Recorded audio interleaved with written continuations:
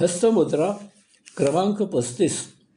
चित्रामध्ये दाखविल्याप्रमाणे तेथे पाहून अंगठ्याचा अग्रभाग करांगुलीच्या सुरुवातीला घट्ट दाबा. सर्व बोटे जितकी ताठ ठेवता येतील तितकी ताठ ठेवा. क्रिया दोन्ही हाताने करायची आहे. सप्तचक्रावर महामंत्राचा जप करा.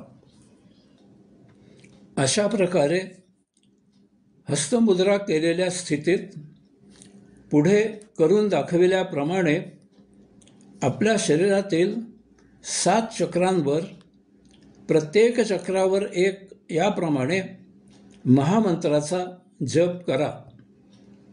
ओम तत्सत्त्वमसि. ओम तत्सत्त्वमसि. ओम तत्सत्त्वमसि. ओम तत्सत्त्वमसि. ओम तत्सत्त्वमसि.